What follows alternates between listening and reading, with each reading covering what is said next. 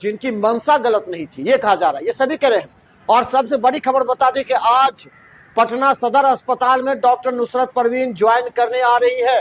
तमाम जो विवाद है उस पर जो प्रश्न लगा रहे थे, आज वह विवाद थम जाएगा, क्योंकि जिस कॉलेज में वो जो प्रिंसिपल है कॉलेज के, जो तिब्बी कॉलेज है जहां से वो पीजी कर रही है, डॉक्टर नुसरत परवीन, उनका अधिकार है, आज वो डिग्री प्राप्त की है, वो जज के एलिजिबल आज वो ज्वाइन कर रही है।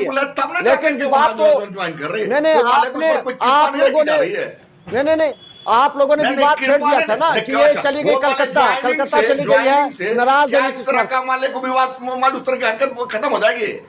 अगर कोई आदमी किसी के साथ किसी तरह की कोई गलत हरकत कर ले और उसके बाद मान ले कोई तो कहेंगे भाई ऐसा तो नहीं है, हाँ ठीक है, अगर गलत हो गया है तो उसके लिए उसका यही है कि आदमी को माफी मांगना चाहिए, कंसोल करना चाहिए कि जदयू ने साफ कहा है कि माफी नहीं मांगेंगे नीतीश कुमार। जदयू ने साफ कहा है नीतीश कुमार माफी नहीं मांगेंगे। मनोज जी हल्ला कीजिएगा तो कोई बात किसी का नहीं सुनेगा। एक एक करके बोलिए। सवाल एक आसार अशोक जी का सुन लीजिए। उसको मान ले पूज भगवान के तौर पर लोग पूछते थे।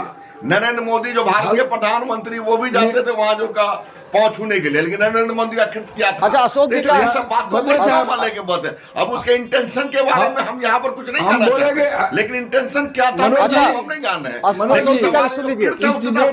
वो उनका कृत्य सही नहीं था। मनोज जी हम बोलते हैं, बद्रे साहब सुने, बद्रे साहब बोले तो हम सुने, ये बात होनी चाहिए। और निश्चित रूप से बद्रे साहब माननीय नीतीश कुमार के नेतृत्व में बहुत काम कर चुके हैं और वो जानते हैं कि नीतीश कुमार का व्यक्तित्व और उनका कृतित्व क्या है, देश और दुनिया में लोग उनको सलाम करता है।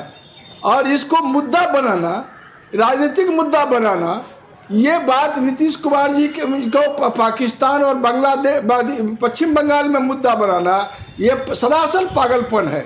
मैं ये समझता हूँ कि माननीय नीतीश कुमार जी ने जो 1 करोड़ लोगों का वादा किया है कि हम रोजगार देंगे, हम उनके बिहार के विकास के लिए, बिहार के समृद्धि के लिए कल कारखाने खोलेंगे, आज उनमें ये सब